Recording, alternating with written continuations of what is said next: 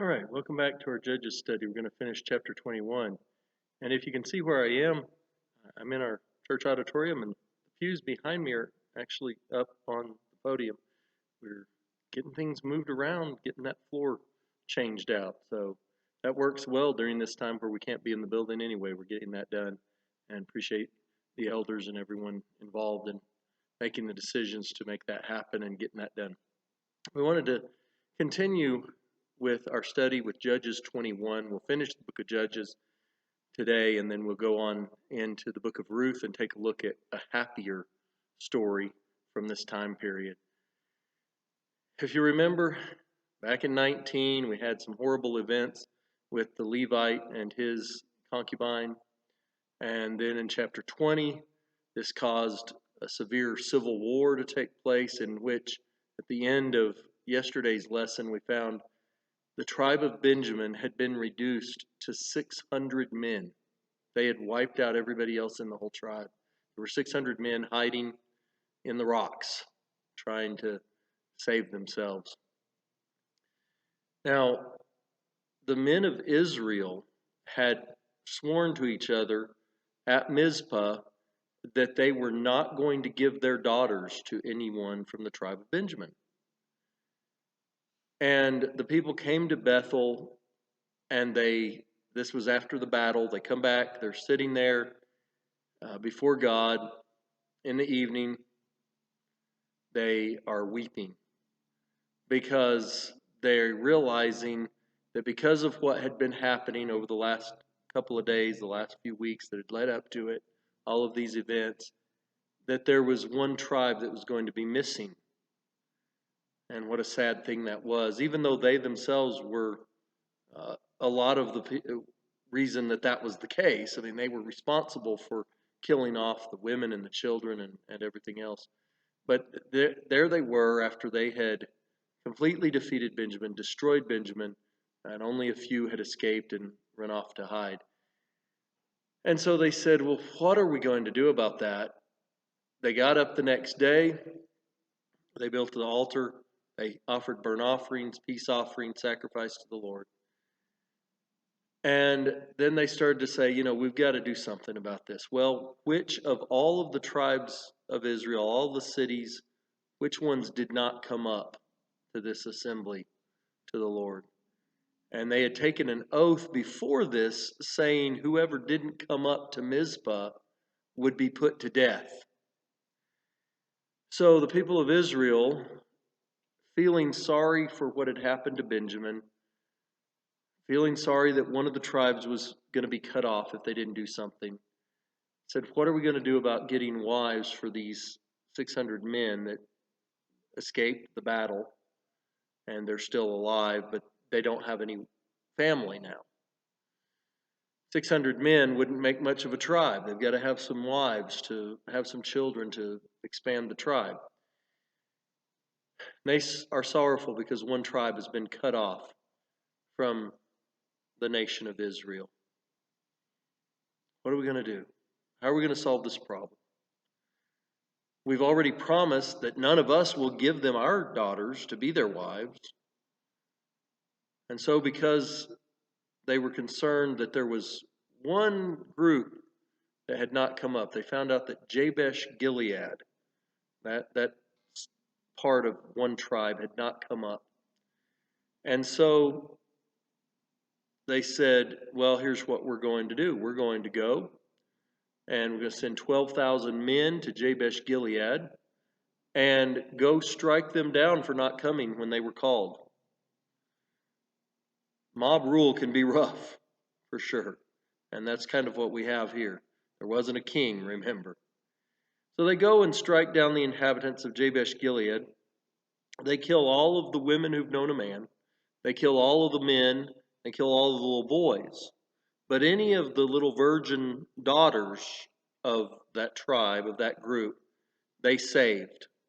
And they brought them, and after destroying all of Jabesh Gilead, they found 400 young virgins, and they took those 400,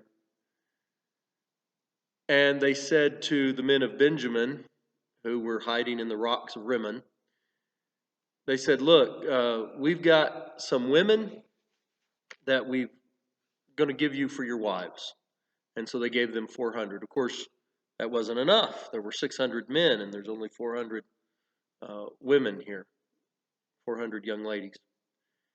And so they said, well, what else are we going to do? They said, well, we can't give them wives, but we've destroyed all the women we've killed off all of their women. So what are we going to do about this? Well,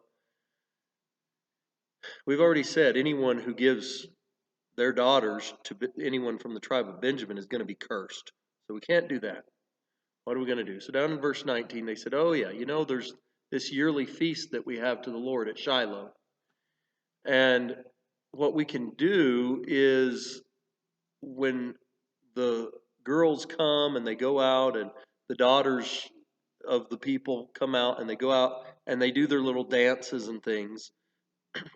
They go out, playing in the fields and things. Well, then what we'll do is we'll tell the men of Benjamin that they can just come and steal a wife.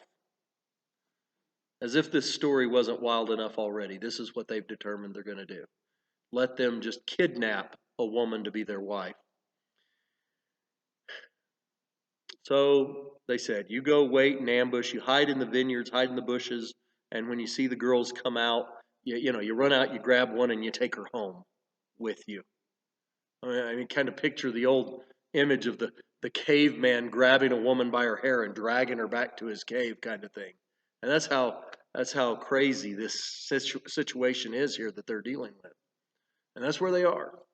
And so that's what they tell them to do. And that's what they do. And then what they did, though, the fathers and the brothers of these girls who have been kidnapped would come and say, hey, somebody came out of the bushes and kidnapped my daughter or kidnapped my sister.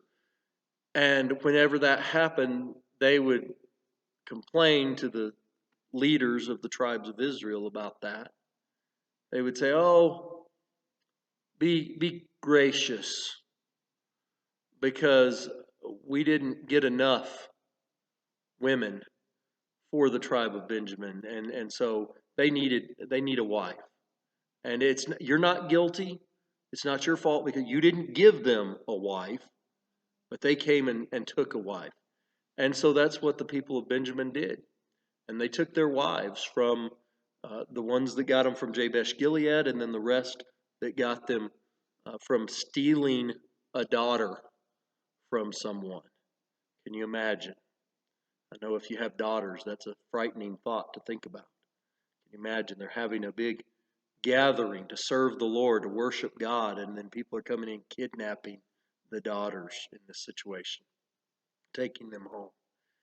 Now, that's what the Benjamites did, and everyone carried off their own wife, and they rebuilt their towns, and they lived in them, and the tribe of Benjamin was rebuilt. People of Israel departed, and they went back to their own tribes, their own families, and went back to their inheritance.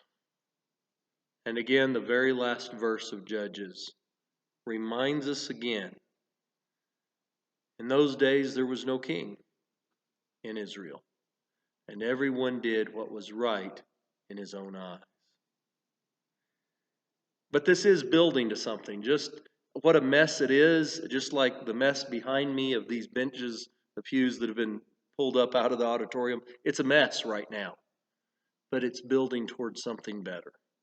And the same case with Judges. As much of a mess as we have in the book of Judges, and as it ends with this mess, I want us to think about a couple of things, a couple of people, in fact, two people. Both of them, interestingly enough, are named Saul. Saul, the son of Kish, of the tribe of Benjamin, is going to become king in about 40 years or so after the end of the time of Judges. He's going to be the king. Maybe a little further, maybe 80 years, more like it. But he's going to get to be king. The tribe of Benjamin that was almost cut off because of all of the wickedness, and yet they produced the first king over Israel. And then there's another man. His name's also Saul. We know him as Saul of Tarsus, or perhaps better known as Paul, and he became an apostle of Jesus Christ. He's also from the tribe of Benjamin, and if it weren't for him, we wouldn't have about half of the books of the New Testament. So it's an interesting thing how God takes a tragic incident like this, horrible situation for everyone involved, and yet he can bring some good things from it. Now, certainly we know that King Saul was not the best of kings. He started out good, but he took a turn for the worse. But one of the things that he did do was start to unite the children of Israel. So they weren't just separate tribes here and there and everywhere, but they were actually a nation for the first time when he was king. Of course, David and Solomon went on and finished that. But as we consider this dark, dark time, I want us to again realize that things are headed in a direction. God is working throughout this dark time, just like he is in our days today. Things are not always the way we think they ought to be, but God is at work. If we'll allow him to work in our lives, then we'll find that he can do things that we could only imagine, or maybe even things that we couldn't imagine if we'll let him work in our lives. But we do want to, tomorrow we're going to go into the book of Ruth, because the book of Ruth is a little bit of light in the darkness of this dark time, a little bit of sunshine shining in. Now, there doesn't mean that everything in the book of Ruth is rainbows and butterflies either. There's problems there too. But it is a bright spot. It does let us know that not everyone living during this time was evil and wicked and just totally confused about how things were supposed to be. But we'll look forward to that tomorrow. As we think about this, I want us to remember God always has a plan, and he will work things out.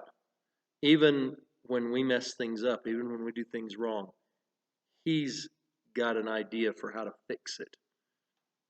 If things are wrong in your life, you need somebody to help you fix them. God's the one that can do it.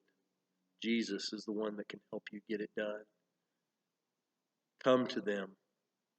Look to them for the guidance you need. Instead of being like these people of Israel who were all doing what was right in their own eyes, come to God. Do what's right in his eyes instead.